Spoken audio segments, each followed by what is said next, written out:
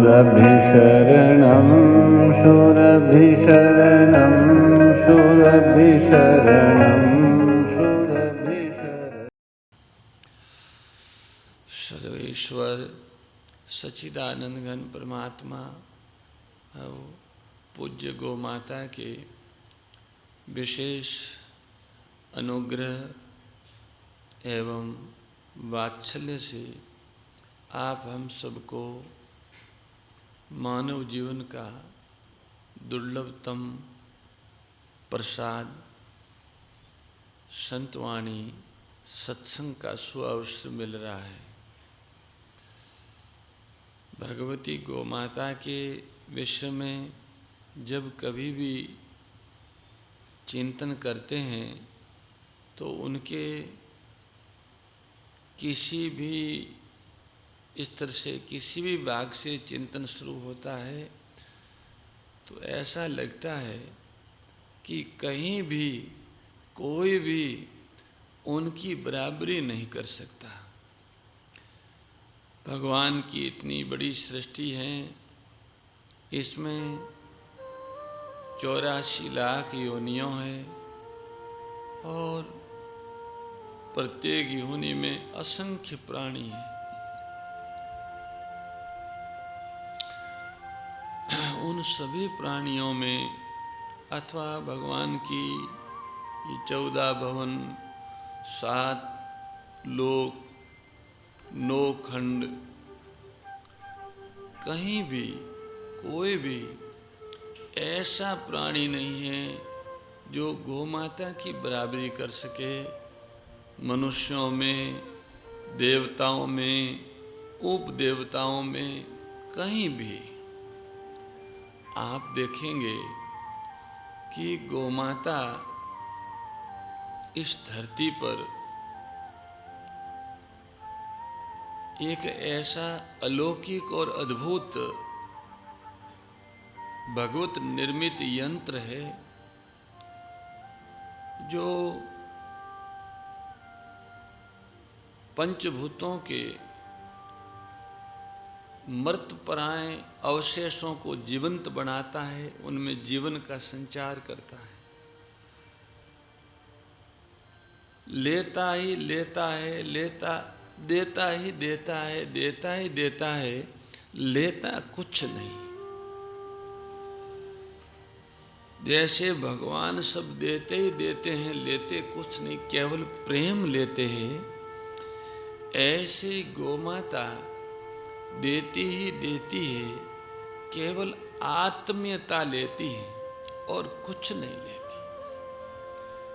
माँ बस उतने से वो तृप्त हैं, उतने से संतुष्ट हैं और तो वो देती ही देती हैं, देती ही देती हैं।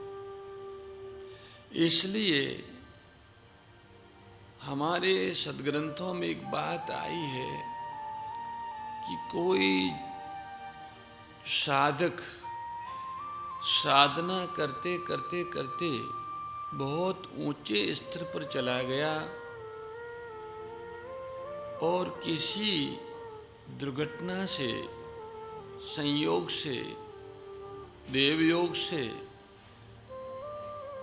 अंत समय में उनका कोई कर्म फल भोगना शेष रह गया और शरीर छूट गया, तो ऐसा साधक, वैसे गीता जी में तो ये बात कही है कि इस तरह के साधक शुचि नाम श्रीमताम योग भ्रष्टो भी जाए थे अथवा योगे नाम कुल। ऐसे योग भ्रष्ट अंतकाल में अपने साधना से विचलित हो गए, साध्य के लक्ष्य से गिर गए, ऐसे पुण्य आत्माओं के वहाँ श्रीमानों के घरों में जन्म लेते हैं और पुराने संस्कारों के कारण सब कुछ बाह्य सुविधाएं होने पर भी पुराना संस्कार उनको अंदर की ओर खींचता है और वो बाह्य भोग पदार्थों को छोड़कर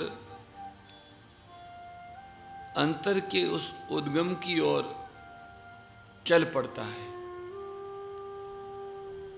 दूसरे उनसे भी उच्च कोटि के होते, वो सिद्धे योगियों के कुल में ही जन्म लेते हैं। उनको जन्मते ही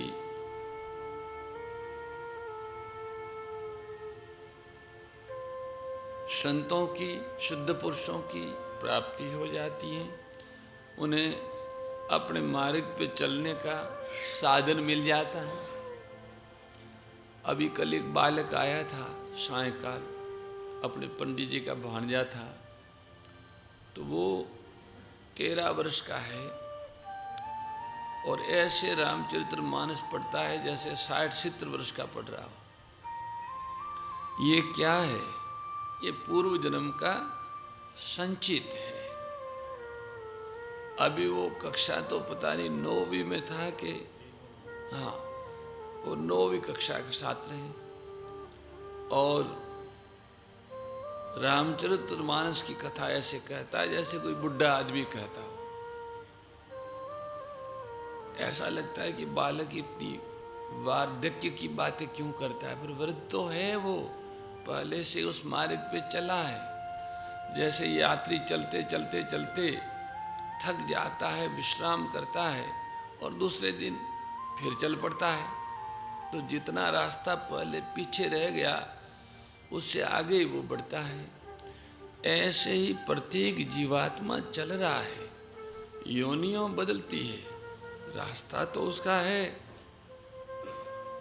पिछले जन्म में उसने जो संचित किया है वो साधन उसके साथ रहेगा, शरीर साथ नहीं रहेगा, पर किए गए शुभाशुभ कर्मों के संस्कार उनके साथ रहेंगे। तो जो योगी होते हैं वो इतनी साधना करके ऊंचे गए और जो शेष रहा किसी कारण से चूक गए तो फिर वापस जन्म लेते ही उस रास्ते पे चल पड़ते हैं। उनको सभी साधन मिल जाते हैं अपने आप ही संयोग से। यहाँ तो वो जन्म लेता है, वहीं कोई महापुरुष होते हैं, या बचपन में ही किसी महापुरुषों की सन्निधि में चला जाता है। अनायास ही उनको पूर्व संचित साधनों का उसके संस्कार जग जाते हैं, वो चल पड़ता है। उनमें कोई कोई ऐसे महापुरुष होते हैं जो बहुत ऊंचे चले गए हैं और उनको ये डर रहता है कि अगर मानव शरीर प्राप्त किया तो मनुष्य शरीर में नए कर्म होने की संभावना, क्योंकि नया कर्म करने के लिए मिला है तो नए कर्म होने की संभावना है। और नवीन कर्म में कोई ऐसा भी कर्म हो सकता है जो बंधनकारक हो। जैसे आप पक्षियों को चुंगा देने जाते हैं तो आपके पाँव के नीचे चींटी भी आ सकती है। आप पुण्य करने जाते हैं तो कोई छोटा बड़ा पाप भी हो सकता है। प्रत्येक प्रवृत्ति सर्वथा निर्दोष तो है ही नहीं, प्रवृत्ति का उद्देश्य निर्दोष हो सकता है जो सर्वहितकारी हो, पर प्रवृत्ति तो निर्दोष नहीं हो सकती, सदोषा, उसमें कोई न कोई दोष होगा। आप बोलते हैं तो यद्यपि बोलना भगवान नाम संकीर्तन कथा नाम रूप लीला धाम का वर्णन है, सतचर्चा है, पर अगर आप बोलते हैं तो आपके वाणी का शब्दों का जो आघात है और जो वायु बाहर आती है उनके साथ, उनसे छोटे छोटे जीवों को क्षति होती है, पीड़ा होती है, आघात लगता है। अर्थात प्रत्येक प्रवृत्ति कोई न कोई उसमें दोष हो सकता है। तो ऐसी योनि हो जिसमें नए कर्मों का बंधन न हो और उस योनि के माध्यम से सबका हित हो। वैसे मनुष्य को छोड़ के दूसरी किसी भी योनि में नवीन कर्मों का बंधन नहीं है, वो केवल पूर्वकृत कर्म फलों को भोगने के लिए ही मिली। नवीन कर्म करने का न उनमें सामर्थ्य है और न उन्हें अधिकार है, न उनमें योग्यता है, इसलिए उनके नए कर्म बढ़ते ही नहीं।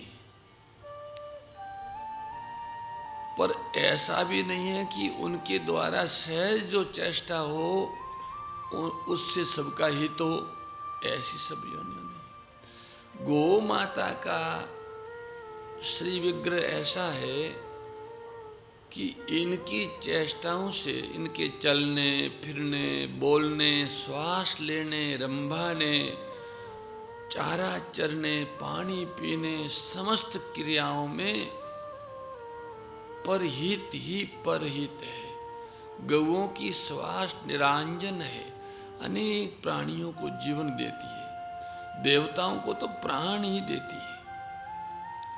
आप आश्चर्य करेंगे कि गाय की समस्त चेष्टाएं अन्य प्राणियों को सुख देती हैं, जीवन देती हैं, आनंद देती हैं, उनके लक्ष्य की ओर बढ़ाने में गति देती है।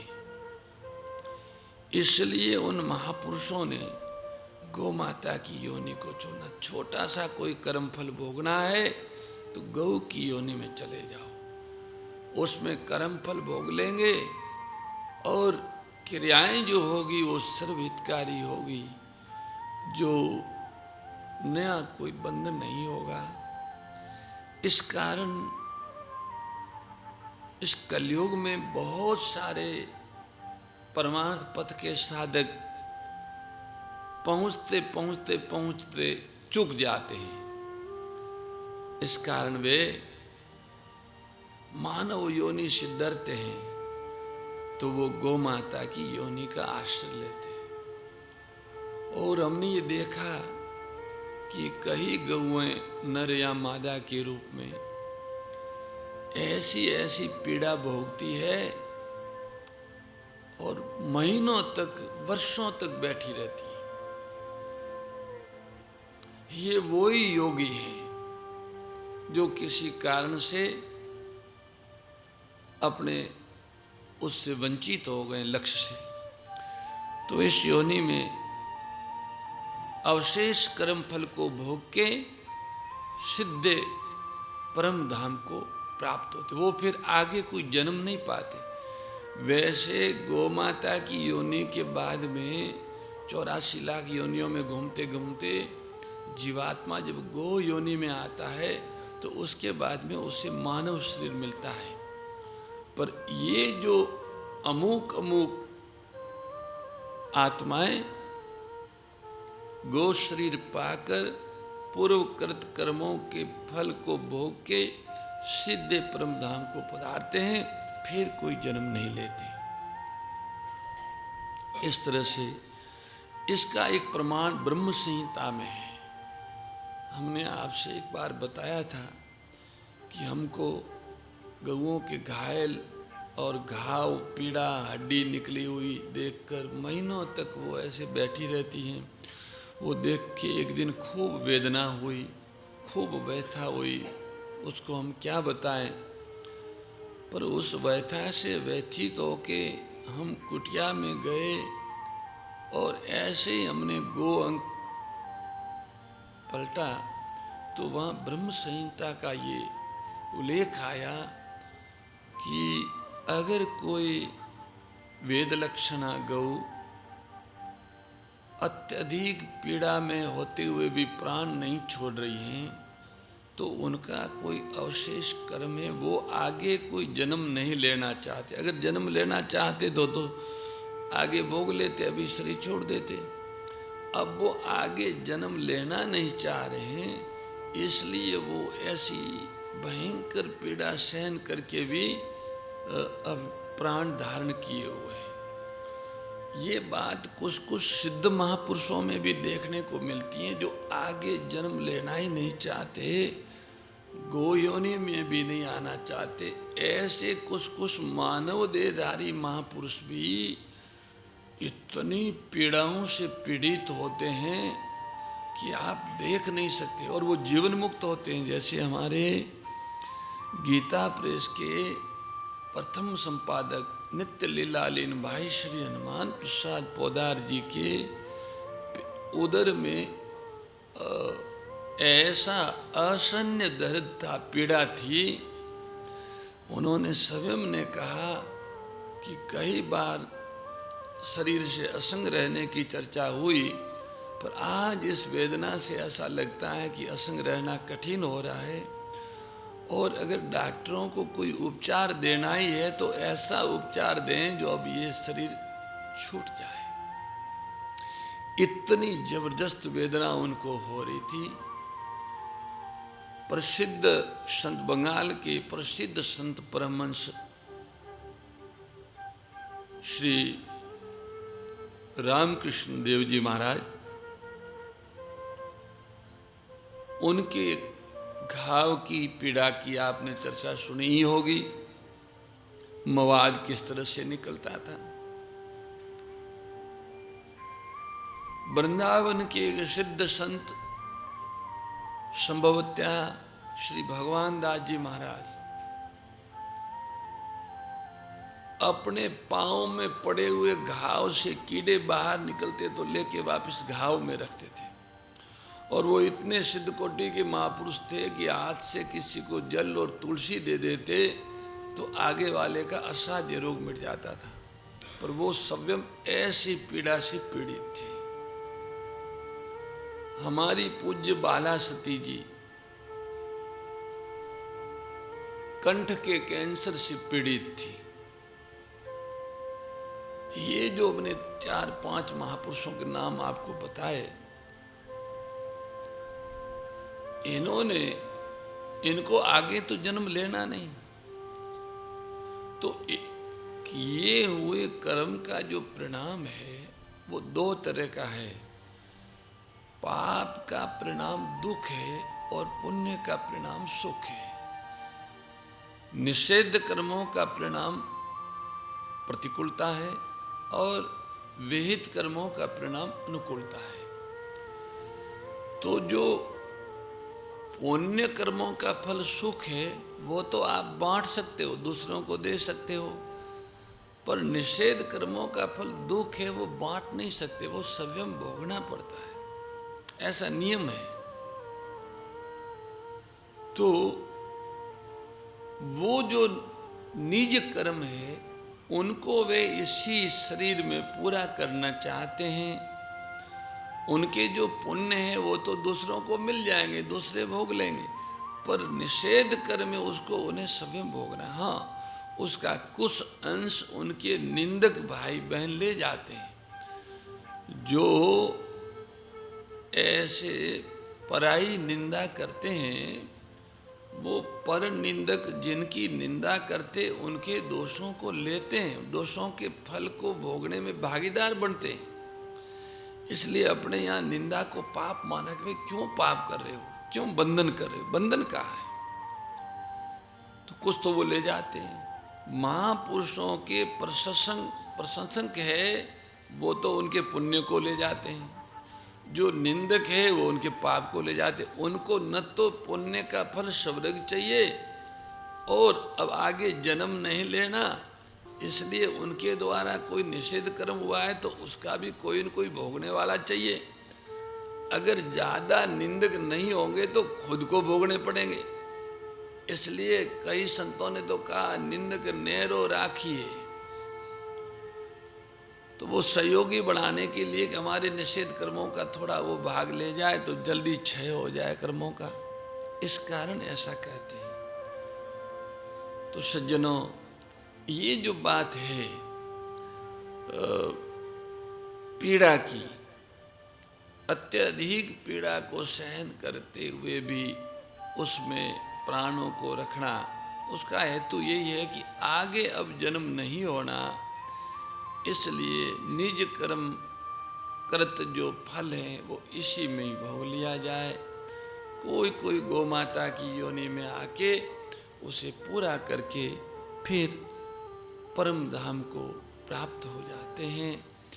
गौ माता के इस श्री विग्रह की ऐसी अलौकिक और अनुपम महिमा है कि वो ऐसे महापुरुषों के त्राण का भी आधार बनती हैं।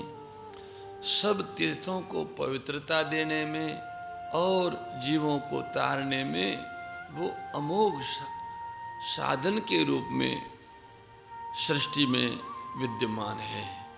ऐसी गौ माता की अनुकंपा से आप हम सबको संतवाणी सतचर्चा का सुअवसर मिला। गत दिन के प्रसंग के अनुसार हम आगे बढ़ते हैं तो ज्ञान पूर्वक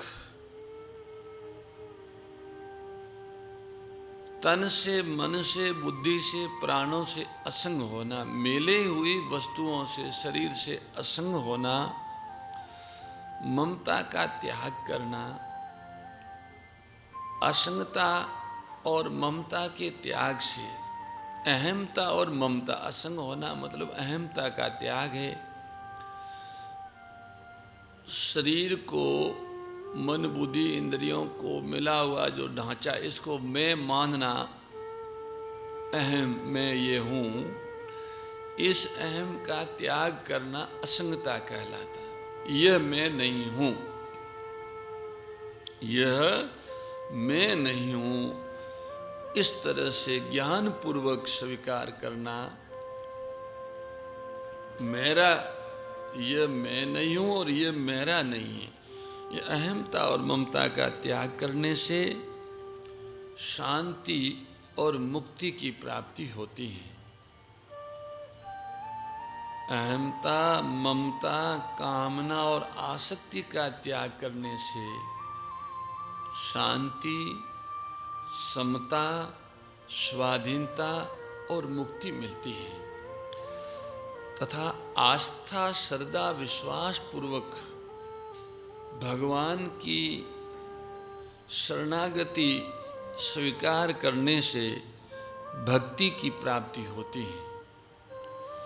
जो चीज इस जीवन में मिल सकती हैं उसको प्राप्त करने पर फिर आगे के जीवन का प्रश्न ही नहीं रहता।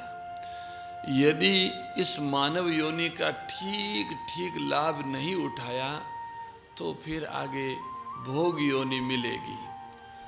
भोग योनि मनुष्य से नीचे की सारी योनियों भोग योनियों है, केवल मनुष्य ही साधन योनि अथवा कर्म योनि है। तो भोग योनि की तो संख्या बहुत है, बहुत बड़ी संख्या है। इसलिए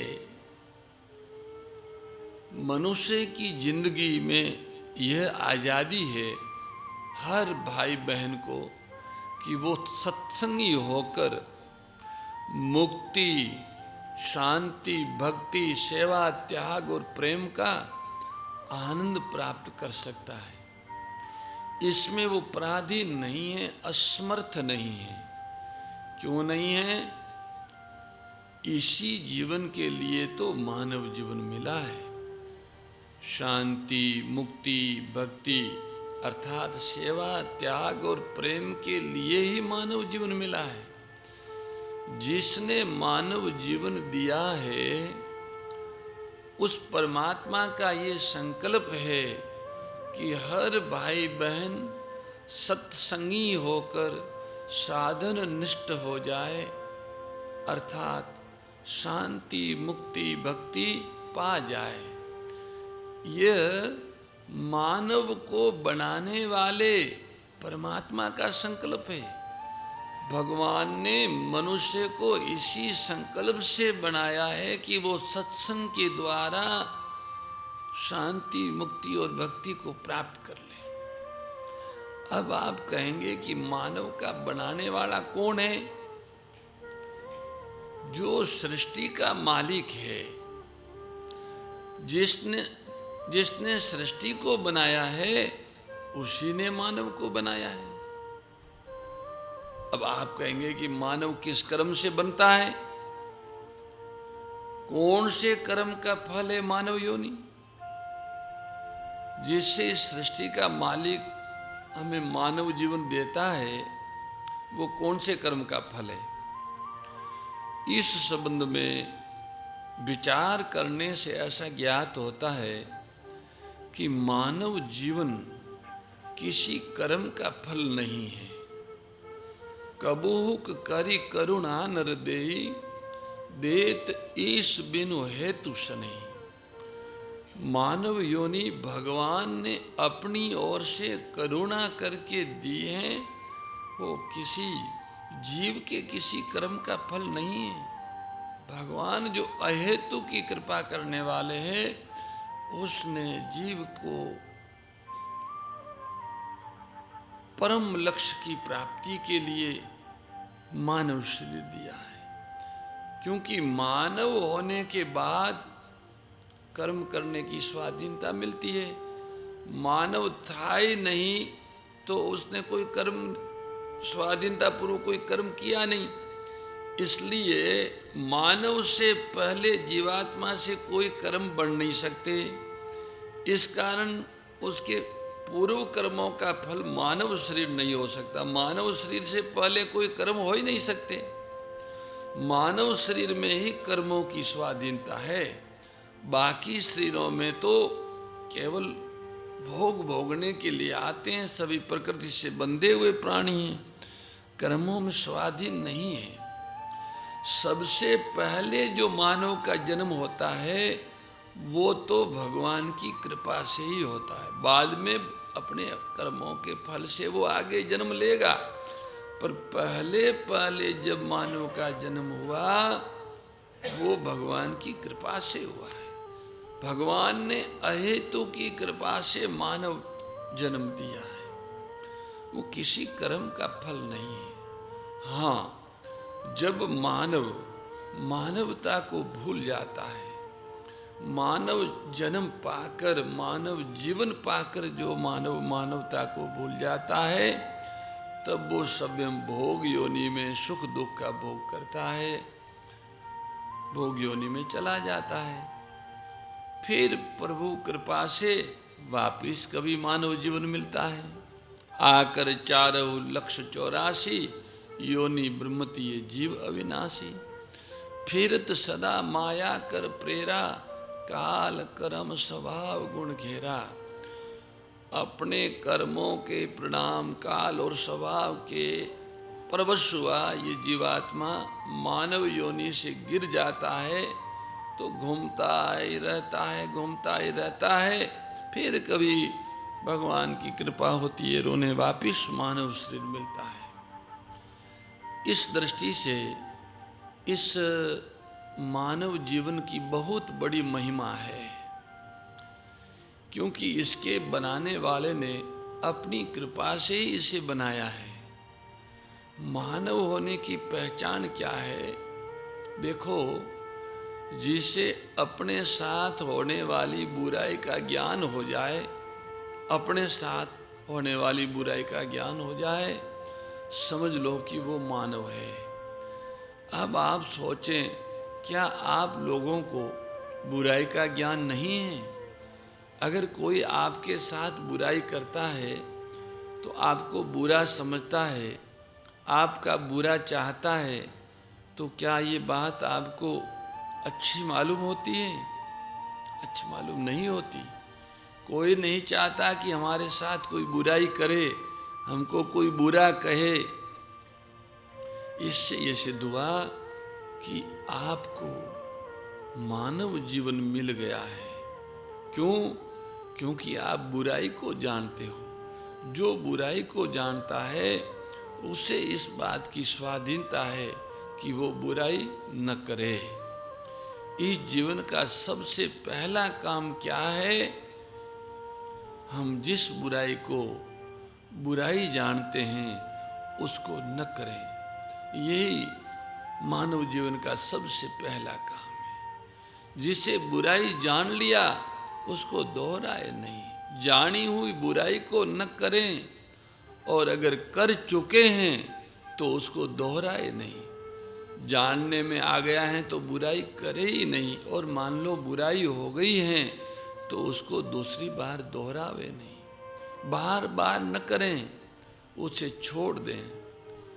तो बुराई के छोड़ने मात्र से ही हम सब भले हो जाते हैं। यहाँ एक बात बड़े रहस्य की है। लोग ये सोचते हैं कि जब हम भलाई करेंगे तब भले होंगे, पर बात ऐसी नहीं है। बात ऐसी मालूम होती है कि बुराई नहीं करेंगे तो भले हो जाएंगे, बुराई छूटते ही भले हो जाएंगे। इससे क्या सिद्ध हुआ? इससे भली भांति सिद्ध हो जाता है कि हम भले होने में स्वाधीन है। बिना कुछ भलाई करे हुए बुराई छोड़ करके हम भले हो सकते हैं। बुराई छोड़ने मात्र से हम भले हो सकते हैं। ये बड़ी सुंदर बात है, बहुत ही ऊंचा और पवित्र विधान है कि बुराई को छोड़ने से हम सभी भले हो जाते हैं। जैसे कोई झूठ नहीं बोलेगा तो अपने आप सभी सत्यवादी हो जाएंगे, ऐसा विधान है। हमारे आपके ऊपर सबसे पहली जिम्मेदारी क्या है कि हम भले हो जाएं। आज लोग बिना भले हुए बलपूर्वक भलाई करते हैं, जैसे झूठ भी बोलते रहते हैं और सच भी बोलते हैं। तो बुराई के साथ साथ भलाई करते हैं, बेईमानी भी करते हैं और दान भी देते हैं। किसी को हानि भी पहुंचाते हैं और किसी को लाभ भी पहुंचाते हैं। ये जो दशा है, ये दशा सही नहीं है। हमें 100% बुराई से रहित होना है। भलाई आप करें अथवा न करें, इससे कोई बहुत बड़ी हानि समाज को नहीं होगी, लेकिन बुराई करने से संसार की हानि होती है।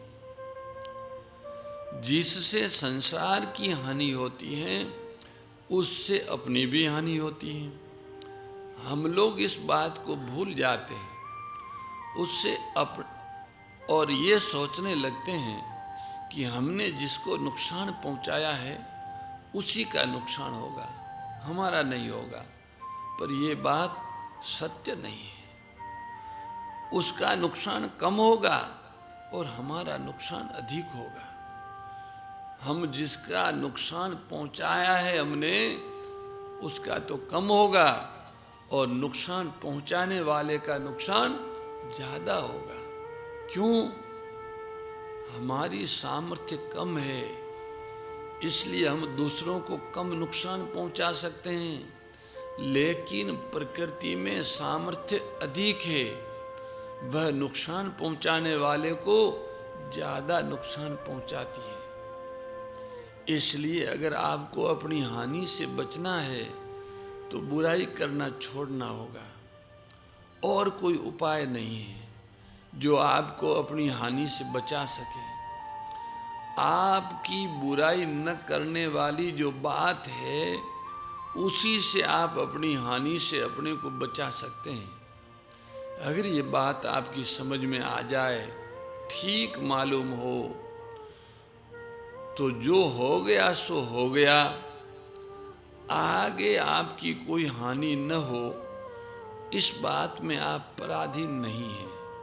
इस बात में आप स्वाधीन हैं कि आप बुराई छोड़कर अपने भविष्य को उज्जवल बना सकते हैं, अच्छा बना सकते हैं।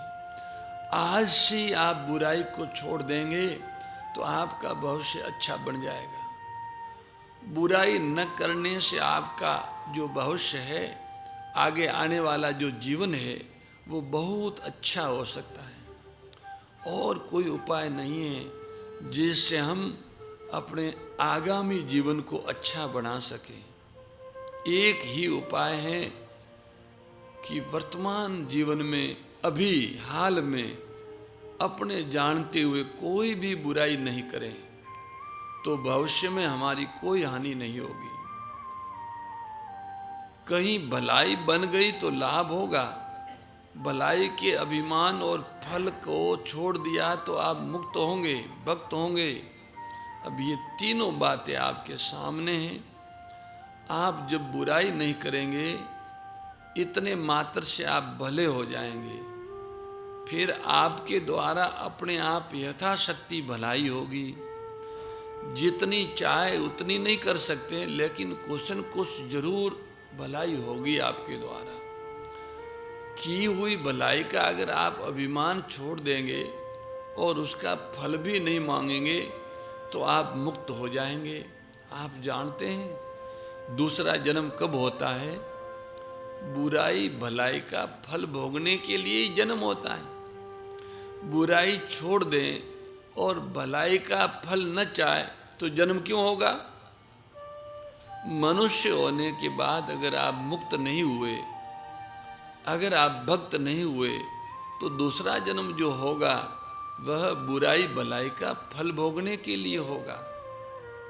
जब आपने बुराई करना छोड़ दिया, भलाई का अभिमान छोड़ दिया, तो फिर आपका जन्म ही नहीं होगा। तो क्या होगा? आप मुक्त हो जाएंगे। आप मुक्त होंगे तो क्या होगा? आप अविनाशी, अमर, स्वाधीन रसरूप जीवन से अभिन्न हो जाएंगे। ये एक विधान की बात है, कानून की बात है, भगवान के कानून की।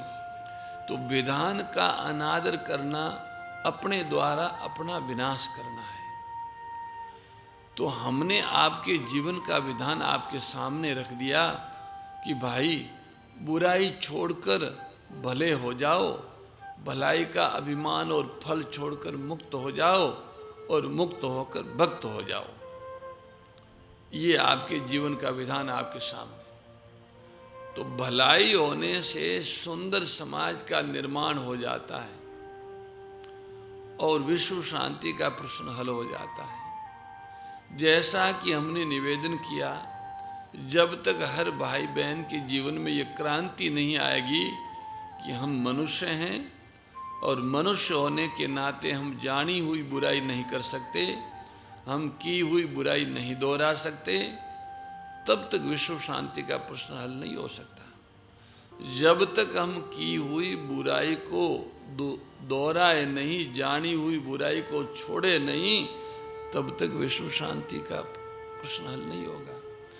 जब ये क्रांति अपने जीवन में अपने द्वारा ले आएंगे कि हम अब की हुई बुराई दोहराएंगे नहीं और जानी हुई बुराई करेंगे नहीं, तब समाज में जितने संघर्ष हैं सब मिट जाएंगे। संघर्ष का मूल किसी न किसी प्रकार की बुराई है। जब आप बुराई करेंगे ही नहीं तो संघर्ष होगा नहीं। जब संघर्ष नहीं होगा तो सबको लाभ ही लाभ होगा, हानि किसी की नहीं होगी। देखिए, संघर्ष से कभी किसी का लाभ नहीं हुआ। अगर किसी ने किसी को हानि पहुंचा दी तो जिसने हानि पहुंचाई उसकी भी हानि ही होती है, हानि पहुंचाने वाले की भी हानि होती है, दोनों की हानि होती है। 1914 में एक विश्वव्यापी युद्ध हुआ, आपको ध्यान है?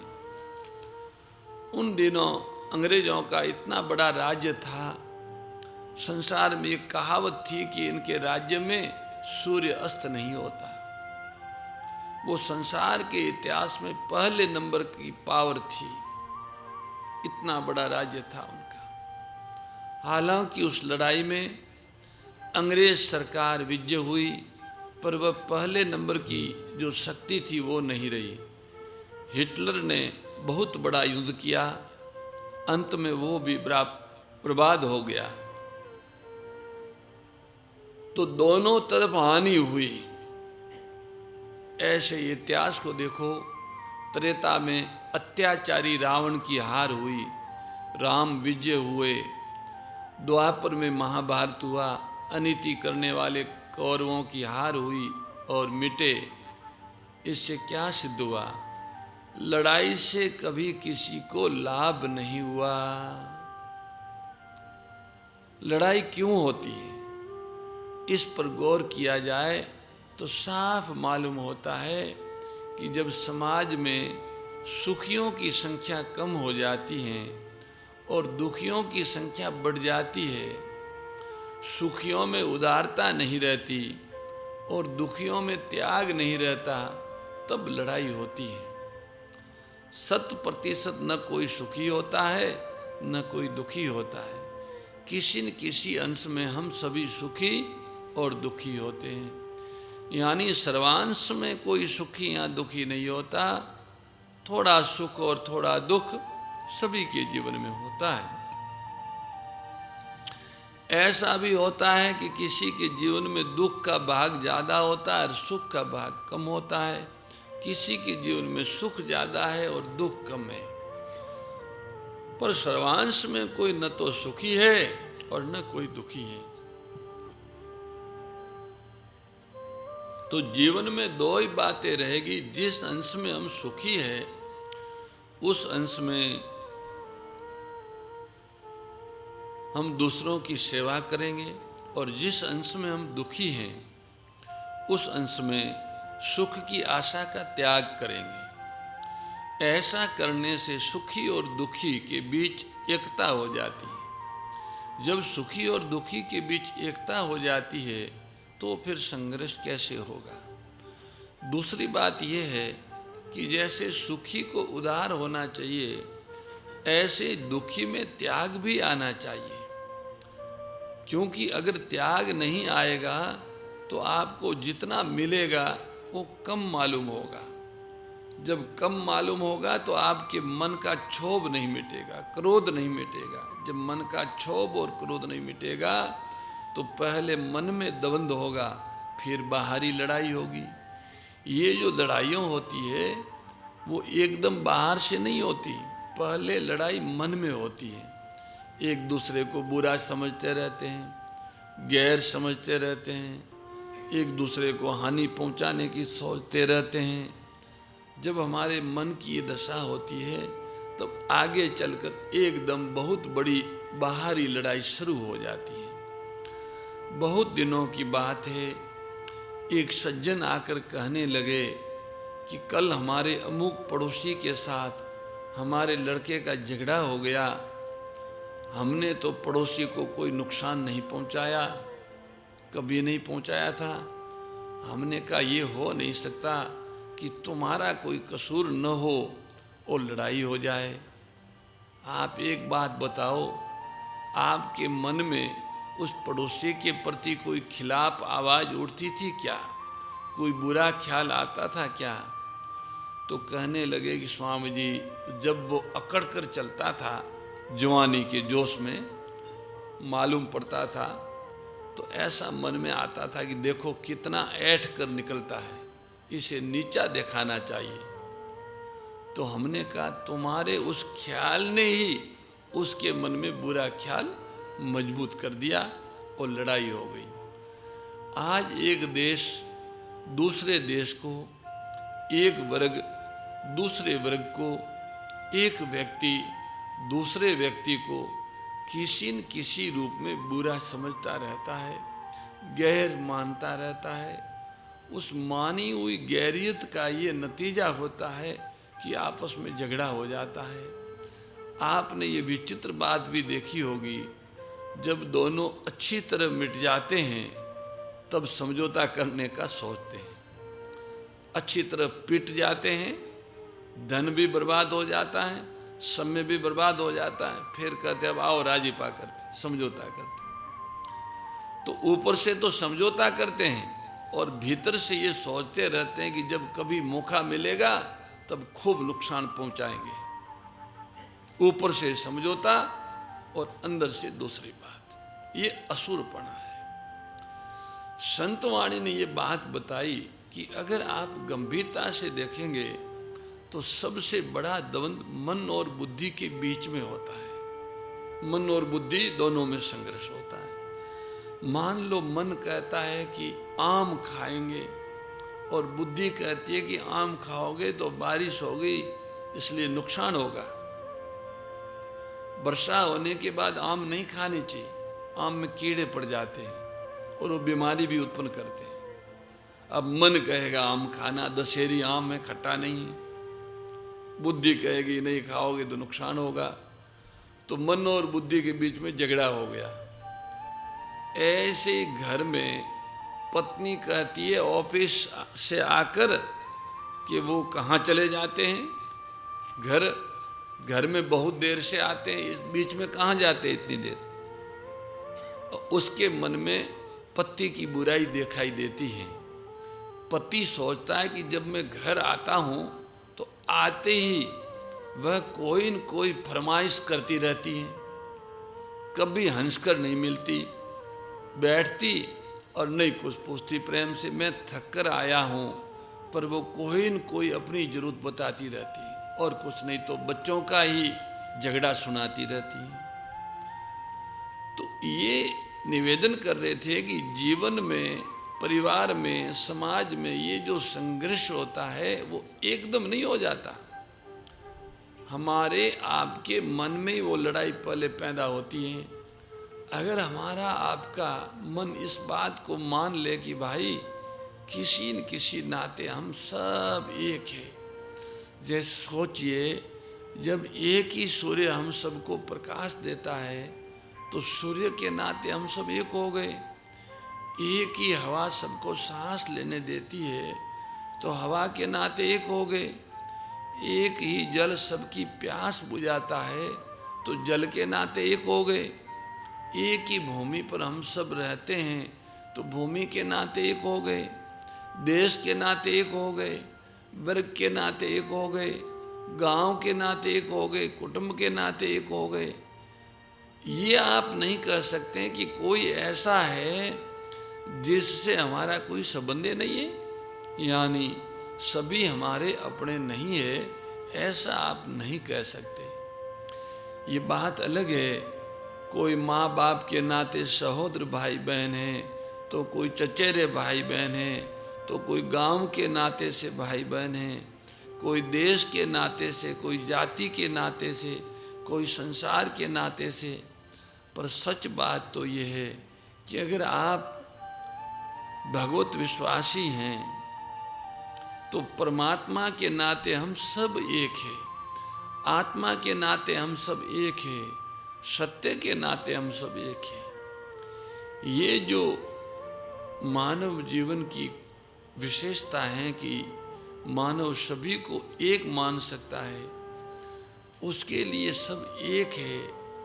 जब इस सत्य को मनुष्य भूल जाता है या नहीं अपनाता और फिर किसी को अपना और किसी को पराया मान लेता है तो बस यहीं से भेद उत्पन्न होता है और भेद से ही संघर्ष उत्पन्न होता है। इसलिए संतवाणी में ये बात बताई कि भाई देखो, परमात्मा के नाते, आत्मा के नाते, जगत के नाते हम सब एक है, हम सभी एक है। मैं हूँ, यह है और परमात्मा है। तो मैं कहो चाहे आत्मा कहो, ये कहो चाहे जगत कहो, परमात्मा कहो चाहे हैं कहो, तो यह के नाते भी हम एक हैं, मैं के नाते भी हम एक हैं और हैं के नाते भी हम एक हैं। वास्तव में अनेक भेद होने पर भी हम सब एक ही है।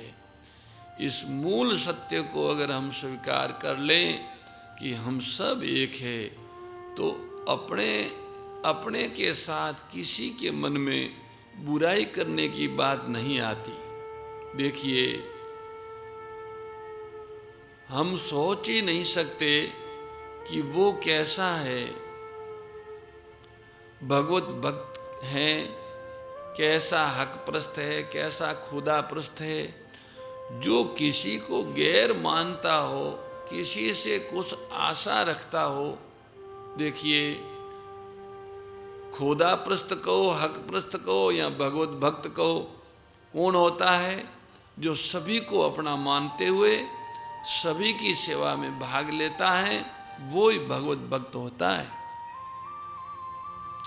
सभी को अपना मानने के बाद जो सभी का मालिक है वो ही अपना होता है। सभी अपने होते हैं सेवा करने के लिए और अपने लिए अपना वही होता है। भगवान ही अपने होते हैं अपने लिए और सेवा करने के लिए सब अपने होते हैं। तो जो सभी में है, सभी का है, वो अपना है, वही अपना भी है। तात्पर्य क्या निकला अपने लिए केवल परमात्मा है और कोई चीज अपने लिए नहीं है। अपने पास जो बल है, अपने पास जो योग्यता है, अपने पास वस्तु है, वो सब संसार की सेवा के लिए है। अपने पास में बल, योग्यता और वस्तु है, वो अपने लिए नहीं है, वो संसार की सेवा के लिए है। अपने लिए तो केवल प्रभु ही है। ये सत्य अगर हम स्वीकार कर लें तो मिले हुए बल के द्वारा हानि किसी को नहीं पहुंचाएंगे। देखिए, किसी को हानि न पहुंचाना भी एक बहुत बड़ी सेवा है। एक छोटी हो या बड़ी हो, सेवा समान फल देती है। जो किसी को हानि नहीं पहुंचाता और जो सभी को लाभ पहुंचाता है, उन दोनों को आस्तिक फल, दोनों को आंतरिक फल समान रूप से मिलता है। क्यों? इसमें एक बड़ा भारी विज्ञान है। जो कभी किसी को किसी भी प्रकार की हानि नहीं पहुंचाता, उसकी पर्सनालिटी लिमिटेड नहीं रहती, उनका व्यक्तित्व सीमित नहीं रहता, विभू हो जाता है, व्यापक हो जाता है। अथवा यूं कहो कि उसका संबंध असीम अनंत अविनाशी परमात्मा से हो जाता है, जो सबको भलाई पहुंचाता है। उसका संबंध भी असीम अनंत से हो जाता है। बुराई छोड़ देने से और भलाई का अभिमान तथा फल छोड़ने से, तो बुराई छोड़ देने से और भलाई का अभिमान और फल छोड़ देने से दोनों को वो ही असीम अनंत अविनाशी जीवन मिल जाता है।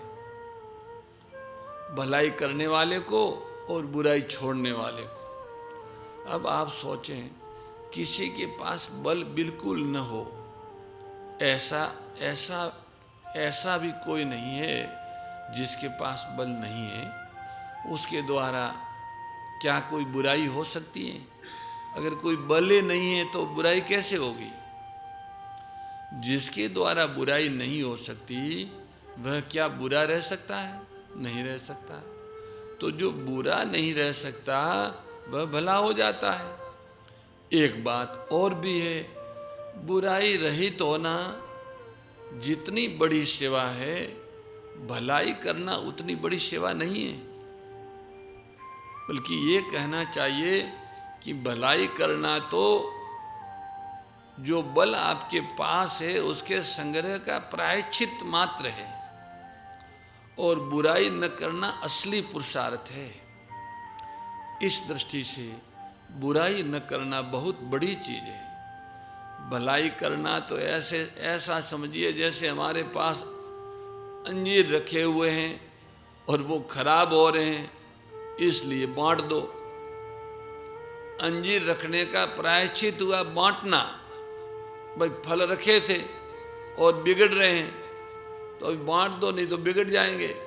वो बांटने का जो है क्रिया, वो फलों को संग्रहित रखने का प्रायश्चित है। अगर संग्रह न कर दे तो बांटना थोड़ा ही पड़ता।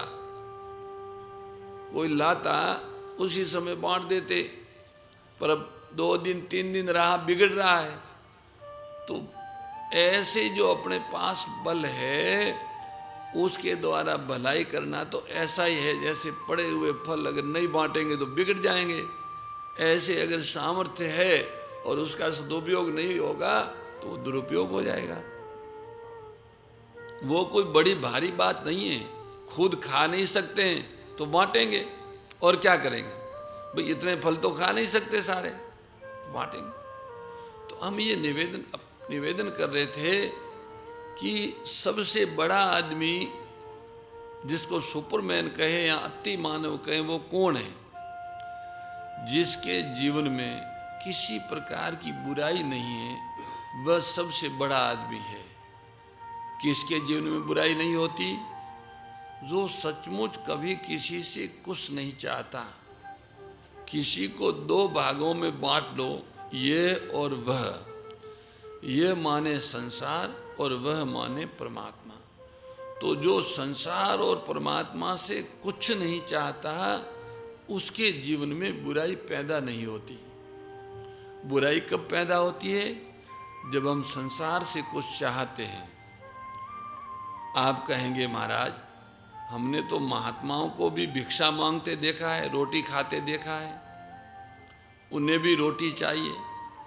तो सोचने की बात यह है कि अगर महात्मा शरीर को संसार का न मानकर अपना मानता है, तब तो वो महात्मा है ही नहीं। शरीर को, देह को अपना मानने वाला महात्मा नहीं, वो तो भूत आत्मा है।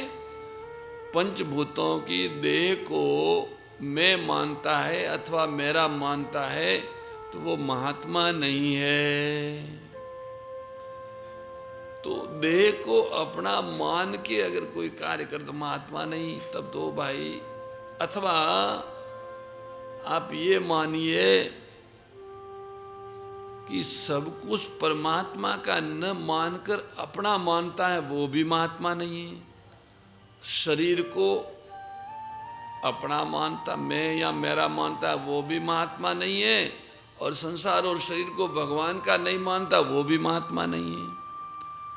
तो वन में जाने से, कपड़े रंगने से कोई महात्मा नहीं हो जाता। महात्मा होने के लिए ये दो बातें बहुत जरूरी है। बड़ी ईमानदारी के साथ, सच्चाई के साथ अपने द्वारा अनुभव करें और ये जान ले कि सचमुच इस संसार में मेरा करके कुछ नहीं है। आप जानते हैं, शरीर और संसार को आप अलग नहीं कर सकते। कोई कर सकता हो तो बताओ। शरीर और संसार का विभाजन नहीं हो सकता। जिसने ये अनुभव कर लिया कि संसार में मेरा करके कुछ नहीं है, उसमें किसी प्रकार की कामना पैदा नहीं होती। आंख बंद करके, कान बंद करके, बहुत घोर तप करके कामना का नाश नहीं होता। कामना का नाश होता है जब हम ये मान ले और अच्छी तरह से जान ले कि भाई मेरा करके इस संसार में कुछ नहीं है, तब कामना का नाश होता है। अगर हम और आप विचार करें तो हमारे आपके पास जो ज्ञान है उससे ये बात सिद्ध हो जाती है कि मेरा करके कुछ नहीं है। अगर हम इस बोलने वाली वाणी को अपनी मान लेते हैं तो क्या जब तक हम चाहें तब तक बोल सकते हैं? नहीं बोल सकते। तो फिर ये वाणी हमारी कैसे हुई? जिस पर हमारा स्वतंत्र अधिकार नहीं हो सकता, वो चीज हमारी नहीं हो सकती। फिर भी मालूम यही पड़ता है कि वाणी हमारी है, हम बोल रहे हैं। ये तो देने वाले की शान है कि हमको अपनी मालूम होती है। जैसे अभी हम यहाँ भजन कल सुन रहे थे, आपने भी कई बार सुना होगा कि देने वाले ने दिया है किस शान से, मेरा है ये लेने वाला कह उठा अभिमान से। ये तो देने वाले की उदारता है, उनकी महानता है। वाणी उसने इस ढंग से दी कि वाणी मुझे मेरी लगती है। पर अगर वाणी मेरी होती तो मैं जब तक चाहता तब तक बोलता ही रहता। मैं तो ऐसा कर नहीं सकता। कोई भी शक्ति मिली हुई हमारी अपनी नहीं है, उन पर हमारा स्वतंत्र अधिकार नहीं है। सारी दुनिया एक इकाई है। जैसे हम लोग यहाँ पीतमपुरा में बैठे हैं, पीतमपुरा एक है, फिर उसमें अलग अलग गलियाँ होगी, अलग अलग मोहल्ले होंगे, नंबर होंगे। तो ये सब मिला, ये सब उसके पीतमपुरा के बीच में होगा। ऐसे ही सारा भारत एक है, उसमें अनेक राज्य है, नगर हैं, पर सब मिला के एक ही भारत है। फिर कहेंगे सारे देश मिला के सारा संसार एक ही है। तो सचमुच वास्तव में सारी सृष्टि एक ही है। ये जो हम बाहर से हमको भेद लगता है, ये हम लोगों ने अपने दिमाग से पैदा किए हैं काम चलाने के लिए। भाई पत्र भेजना है तो पीतमपुरा में कौन सी गली है, कौन सा रोड है, ये सब हमने व्यवहार के लिए भेद पैदा किए। देखो सन 1947 से पहले पाकिस्तान जैसी कोई चीज थी नहीं थी। अब भारत के टुकड़े हो गए। अच्छा, ये जो प्रांतवाद है, ये उत्तर प्रदेश, ये राजस्थान, ये गुजरात, ये क्या है? ये मनुष्यों की बेवकूफ़ी है। यहाँ वास्तव में कोई वाद है? कुछ नहीं, मनुष्यों की बेवकूफ़ी। किस लिए? कि मैं प्रांत को अलग कर लूँगा तो मुझे मिनिस्ट्री मिल जाएगी, मुख्यमंत्री बनना है, मंत्री बनना है। प्रांतों को बहाने अनेक बनाते, छोटे छोटे प्रांतों में काम करने में सुविधा रहती है, फलाना करने में सुविधा रहती है, पर ये सब प्रांत आपस में लड़ाना भाषा के नाम से, क्षेत्र के नाम से, उसके पीछे केवल स्वार्थ, बेवकूफ़ी।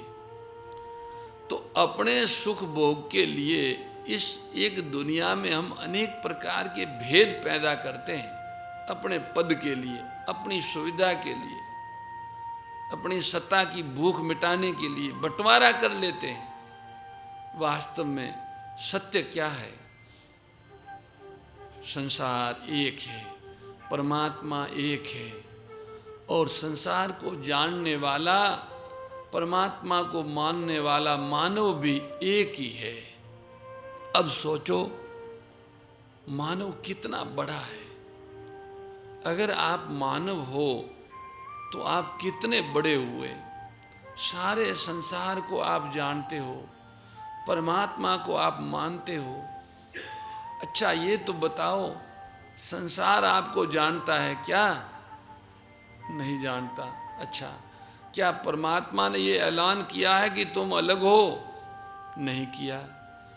तो मानव सच पूछो तो एक ही है। ये जरा ऊंची फिलोसॉफी हो गई, असली वेदांत हो गया कि मानव एक ही है। हम एक है, ये एक है और वह एक है। हम एक हैं, ये एक हैं, वह एक है। अब ये जो एक को तीन प्रकार से सोचा, वह जो एक है वह स्वतंत्र है, और मैं और ये जो हैं ये स्वतंत्र नहीं है। वो जो परमात्मा है वो तो स्वतंत्र है, उदार है, प्रेम का भंडार है। तो वह को जो कहा कि उसको परमात्मा कह दिया, मैं को आत्मा कह दिया, और ये को संसार कह दिया। तीन नाम रख लिए। लेकिन उस परमात्मा के बिना मैं का मानी आत्मा और परमात्मा का कोई अस्तित्व है क्या? कोई नहीं है। परमात्मा ही इस आत्मा और संसार के अस्तित्व का आधार है, इनकी प्रतीति का प्रकाशक है। तो परमात्मा में ही मैं और ये दोनों उसी में ठहरे हुए। मैं परमात्मा में और मैं में जगत है। ये बड़ी ऊंची फिलोसॉफी है। भगवान ने भगवत वाणी में कहा है कि अर्जुन, पहले तो सारे संसार को अपने में देखेगा और बाद में अपने सहित संसार को मेरे में देखेगा। तो संसार मैं में है और मैं है में है। ये जो संसार है वह मैं के भीतर है, और मैं जो है वो परमात्मा के भीतर है। जैसे नारी का फलम ऊपर कठोर, फिर अंदर गिरी और उसके अंदर पानी,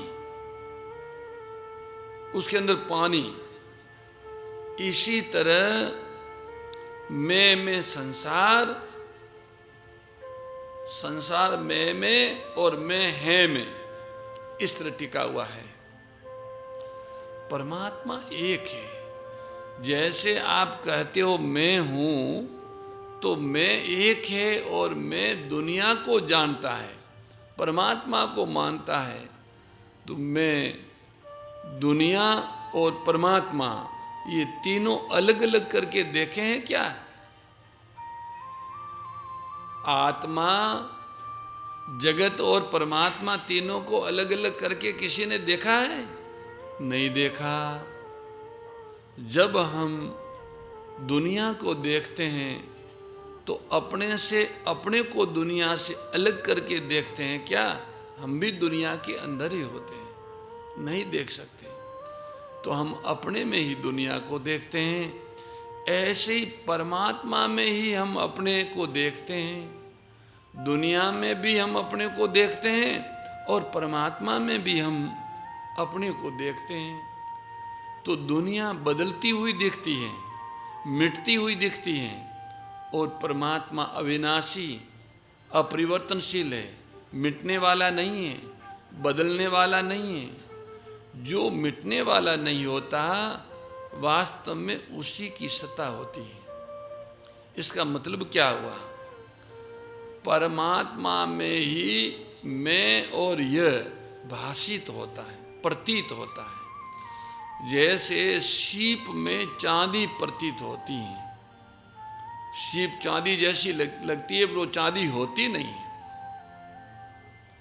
जैसे रस्सी में सांप प्रतीत होता है, मार्ग जाते और आड़ी टेढ़ी रस्सी पड़ी हो तो सांप लगता है कि सांप है, पर वो सांप होता नहीं, वो तो रस्सी होती है। सांप की रस्सी से कोई अलग सत्ता नहीं होती, वो रस्सी ही सांप दिख रही थी। सीप से चांदी की अलग कोई सत्ता नहीं होती। भास से ही परमात्मा में ही मैं और ये का भास होता है। जैसे रस्सी से सांप कोई अलग नहीं है, रस्सी में ही सांप दिखा था, ऐसे ही जगत जगदीश से अलग नहीं है। भ्रम से जगदीश में ही जगत का भास हुआ था। अगर मैं बुराई रहित हो जाए, अचाह हो जाए, तो शांति और स्वाधीनता पाता है। जब मैं शांति और स्वाधीनता पाता है तो परमात्मा से किसी भी प्रकार की दूरी नहीं रहती, भेद नहीं रहता, भिन्नता नहीं रहती। मैं की सच्ची एकता परमात्मा के साथ होती है। मैं की समीपता परमात्मा के साथ होती है। मैं की परमात्मा के साथ अभिन्नता होती है, और किसी के साथ एकता, समीपता और अभिन्नता होकर नहीं है। इसी परमात्मा की समीपता को योग कहते हैं, इसी परमात्मा की एकता को बोध कहते हैं, और उसी परमात्मा के प्रेम को अभिन्नता कहते हैं। तो हमारी आपकी जो जातीय एकता है, जो नित्य संबंध है, आत्म्य संबंध है, वह परमात्मा के साथ है। और जो काल्पनिक संबंध है, माना हुआ संबंध, वो जगत के साथ है। वास्तविक संबंध तो भगवान के साथ है। जैसे शरीर बदलता है और हम नहीं बदलते, ये हमारा अनुभव है कि शरीर बदलता है, तो जिनका ये अनुभव है वो नहीं बदलता। ऐसे ही संसार बदलता है, परमात्मा नहीं बदलता। क्योंकि अगर परमात्मा बदल जाता तो संसार बदलता हुआ दिखता ही नहीं। ऐसा समझें कि अभी यहाँ लगाया या नहीं लगाया, अमुक जगह पर एक पर्दा लगाते हैं अपने, और उस पर्दा पे गोदाम पथमेड़ा के दृश्य दिखाते हैं सब। वो आधा घंटा या 20 मिनट का है फिल्म। अब उस फिल्म में अगर पर्दा न हो तो फिल्म नहीं दिखती, वो पर्दा के कारण ही दिखती है। तो पर्दा ऐसा का ऐसा रहता है, और वो चलचित्र बदलते रहते हैं। पहले रमण रीति वाले महाराज जी बोले, फिर वो बोले, फिर वो बोले, फिर वो गौ माता देखी, फिर वो देखी, वो देखी, ऐसे बदलता रहता है और पर्दा यूं का यूं रहता है। ऐसे परमात्मा तो स्थिर रहते हैं और जगत में उत्पत्ति और विनाश का क्रम चलता रहता है। तो परमात्मा स्थिर, अविचल, अविनाशी, अपरिवर्तनशील है और जगत अस्थिर, बदलने वाला और विनाशी है। ऐसे ही शरीर में अपना जो होनापन है, जिसे हम मैं कहते हैं या अपना अस्तित्व कहते हैं अथवा आत्मा कहते हैं, वो यूं का यूं रहता है और शरीर, मन, बुद्धि सब बदलते रहते हैं। अरे केवल ये शरीर नहीं, अनेक शरीर बदलते हैं और जीव वो ही रहता है। आकर 4,84,84 योनियों, 84 लाख योनियों बदलती है, पर जीवात्मा नहीं बदलता। तो बदलने वाली जो योनियों है, शरीर है, उसका संबंध तो बदलने वाले संसार के साथ है। उसकी और संसार की एकता है और न बदलने वाले आत्मा की परमात्मा के साथ एकता है। तो हमारी एकता परमात्मा के साथ है। जिस तरह से परमात्मा न बदलने वाला, ऐसे हम न बदलने वाले। परमात्मा की और हमारी जाति एक है, न बदलने वाली जाति है हमारी। हमारे यहाँ रामेश्वर जी में, अब तो पता नहीं, पुराने समय में जब जल चढ़ाने के लिए जाते, गंगोत्री जी से जल लेके रामेश्वर जी में चढ़ाने जाते, जो गंगा जल आन चढ़ाई सो नर सायुज मुक्ति पाई। तो वहाँ पे गोत्र पूछते हैं। दक्षिण में आज भी परंपरा है, प्रणाम करने आते हैं तो अपना सब गोत्र पर्वत सब बताते हैं, फिर प्रणाम करते हैं। तो वहाँ मंदिर में जब जाते हैं तो गोत्र पूछते हैं। तो साधुओं क्या गोत्र होए? अब साधुओं गोत्र वही हैं जो भगवान की गोत्र है, क्योंकि वे तो भगवान के हो गए। तो वहाँ फिर जिन साधुओं को पता होता है वो बताते अच्युत गोत्र, भगवान की अच्युत गोत्र है, इसलिए संत की भी अच्युत गोत्र है। अब पता नहीं होता, वो चुप रह जाते, वो गोत्र क्या बताएं। अब भाई पहले शरीर जन्मा वहाँ गोत्र होगा, पर साधु बनने के बाद गोत्र क्या रहा वो पता नहीं। साधु बनने के बाद गोत्र वो हो गया जो भगवान का गोत्र है। जैसे किसी बहन का विवाह हो जाता है तो फिर उसका गोत्र, पति का गोत्र उसका गोत्र हो जाता है, उसका संबंध उनके साथ हो गया तो ससुराल वालों का गोत्र उनका गोत्र हो जाता है। ऐसे ही जो परमात्मा का हो जाता है उसका गोत्र परमात्मा का गोत्र उसका गोत्र हो जाता है। साधु होने का मतलब क्या है? भगवान का हो जाना, भगवान की मर्जी से मर्जी मिलाना, भगवान जैसे चाहे ऐसे रहना। साधु का अर्थ यही है, ईश्वर की इच्छा में इच्छा मिलाना, अपने मन की छोड़ देना ही साधु बनना है। अपने मन की करना साधु बनना नहीं है, अपने मन की छोड़ना साधु बनना है। हमारे एक महात्मा जी को कहा कि सब भक्त लोग कहते हैं कि यहाँ से यात्रा निकालिए, तो बोले हम भक्तों की मानने के लिए बाबा नहीं बने, हम तो भक्तों को मनवाने के लिए बने। वाह भाई! तो हम भगवान के मन में मन मिला दिया, भगवान की इच्छा में इच्छा मिला दी, उसका नाम साधु है। तो भाई भगवान के साथ हमारा आत्मीय संबंध है, जातीय संबंध है और नित्य संबंध है। शरीर और संसार बदलता रहता है, आत्मा और परमात्मा नहीं बदलता। परमात्मा विभु व्यापक है, सर्वत्र और सदैव है, इसलिए आत्मा से अलग नहीं होता, नित्य आत्मा से जुड़ा रहता है।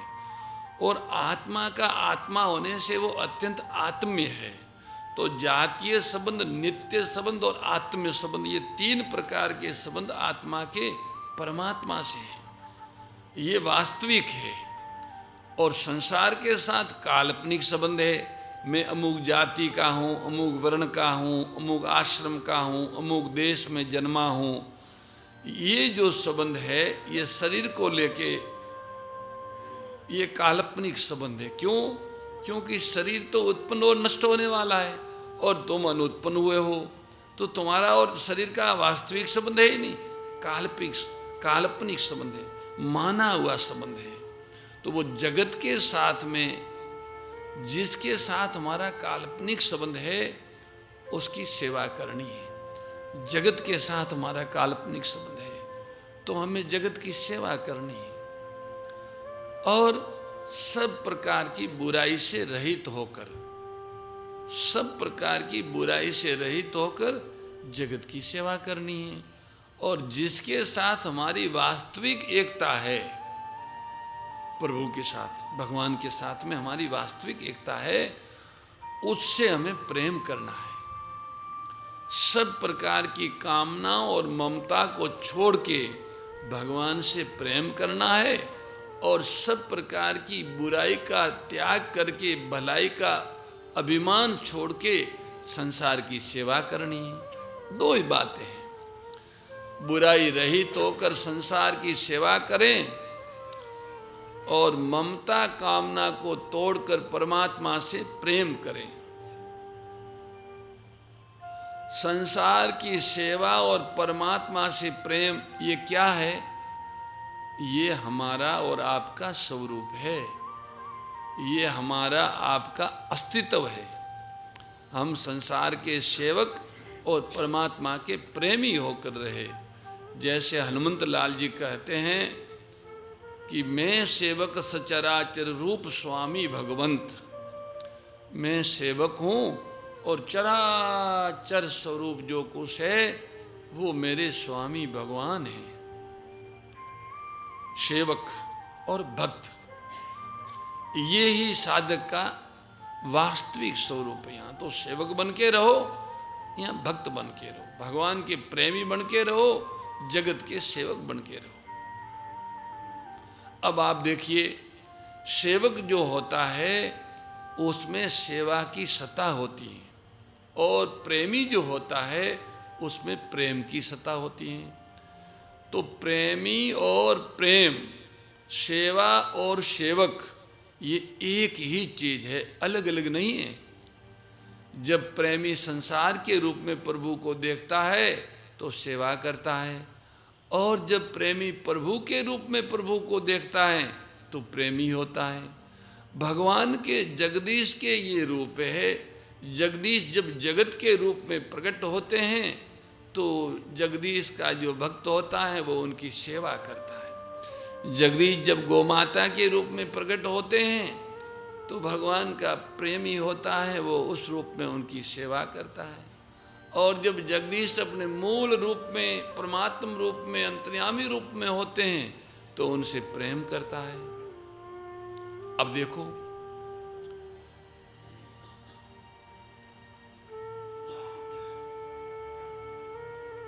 तो भाई प्रेमी होने के लिए, सेवक होने के लिए हम इस सत्य को स्वीकार करें कि मेरा कुछ नहीं है, मेरा कुछ नहीं है, मुझे कुछ नहीं चाहिए। जब तक मानव इस सत्य को स्वीकार नहीं करता कि मेरा कुछ नहीं है और मुझे कुछ नहीं चाहिए, तब तक प्रभु का प्रेमी और संसार का सेवक हो नहीं सकता। प्रभु प्रेमी और संसार का सेवक बनने के लिए ये अनिवार्य है, ये स्वीकार करना अत्यंत आवश्यक है कि शरीर सहित सारे संसार में मेरा करके रत्ती भर भी कुछ नहीं है और इनसे मुझे कुछ भी नहीं चाहिए। जो संसार का सेवक नहीं है उसको संसार पसंद नहीं करता। क्यों? क्यों पसंद नहीं करता? बोलो। नहीं करता। और जो प्रभु का प्रेमी नहीं है उसे प्रभु पसंद करते हैं क्या? नहीं करते। तो प्रभु तब पसंद करते हैं जब हम प्रेमी हो, और संसार जब पसंद करेगा तब जब हम सेवक हो जाएं। सेवक हम कब होंगे? जब ये अनुभव करें कि मेरा करके कुछ नहीं है, मुझे कुछ नहीं चाहिए, तभी हम सेवक हो जाएंगे। प्रेमी कब होंगे? जब ये स्वीकार करें कि प्रभु ही मेरे अपने हैं और कोई मेरा है नहीं, तो हम प्रेमी हो जाएंगे। इससे ये सिद्ध हुआ कि अगर मनुष्य ज्ञान पूर्वक ये अनुभव करे कि संसार में मेरा करके कुछ नहीं है और मुझे किसी से कुछ चाहिए नहीं, तो क्या कहना, गुरु वाक्य के द्वारा, सद्गुरु वाक्य के द्वारा आस्था श्रद्धा विश्वास पूर्वक ये स्वीकार करें कि प्रभु अपने हैं, तब वो संसार के लिए सेवक और परमात्मा के लिए प्रेमी हो सकता है। आज हमने जीवन की ये सारी फिलोसॉफी आपके सामने रखी है। यह वह मैं एक ही हैं, अलग अलग नहीं है। यानी वह ही यह है, वह ही मैं है, संसार उसी का स्वरूप है। परमात्मा ही आत्मा के रूप में है और उन्हीं का एक ये प्रकाश जगत है। उनकी लीला कहो या उनका प्रकाश कहो।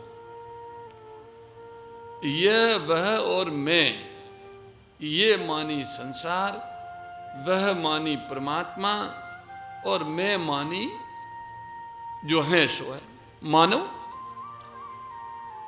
ये तीनों का वर्णन आज के प्रसंग में किया, और इसमें जो मैं है वो ये का सेवक और वह का प्रेमी बन सकता है। कब? जब अपना कुछ न माने और अपने लिए कुछ चाहे नहीं, तो ये का सेवक बन जाएगा, और वह अपने हैं ऐसा स्वीकार करने से प्रेमी बन जाएगा। संसार को अपना न माने और संसार से कुछ चाहे नहीं, तो संसार का सेवक हो जाएगा, और प्रभु को अपना माने, अपने को प्रभु का माने, तो प्रभु का प्रेमी हो जाएगा। कौन? मैं। तो मैं, यह और वह, ये तीन बातें आई। मैं हूं और हैं ऐसे भी कह सकते हैं, या मैं यह और वह कह सकते हैं। तो मैं तो अपना अस्तित्व है, अपना होनापन है, ये संसार शरीर संसार का ही भाग है, और वह जो दिखता तो नहीं है पर है वो परमात्मा है। तो परमात्मा से प्रेम करना है, संसार की सेवा करनी है। संसार के सेवक मैं, या तो मैं सेवक या मैं भक्त, और मैं क्या? या तो मैं सेवक है या मैं भक्त है। यही मैं का वास्तव में अस्तित्व है। अगर सेवक नहीं होगा, भक्त नहीं होगा, तो भोगी होगा, रोगी होगा।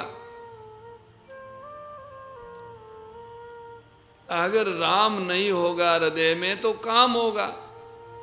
खाली रखेंगे, सोने मकान में भूत घुस जाता है।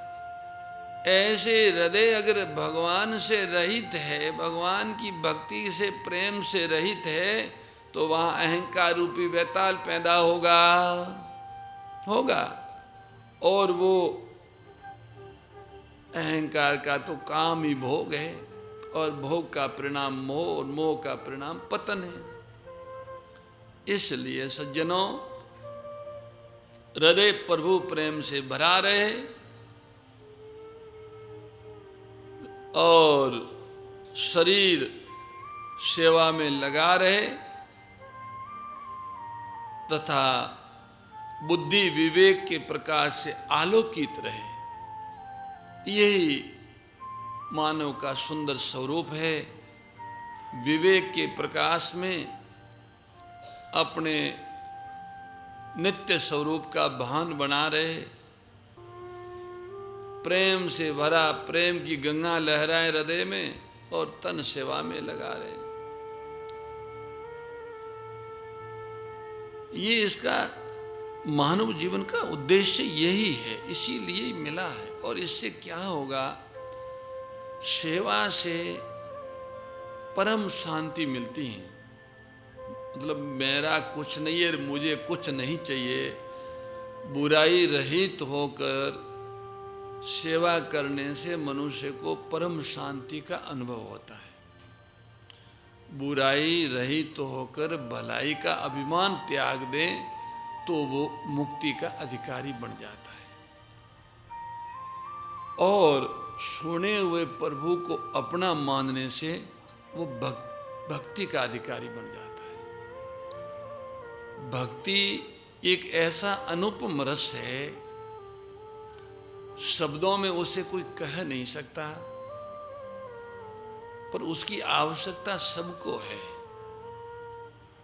और ये शांत रस अखंड रस के बाद का है अनंत रस। ज्ञान कर्म योग से जो अवस्था प्राप्त होती है वो शांत रस है। सेवा से परम शांति मिलती है। ज्ञान से अखंड रस निर्भयता मिलती है, मृत्यु का भय चला जाता है।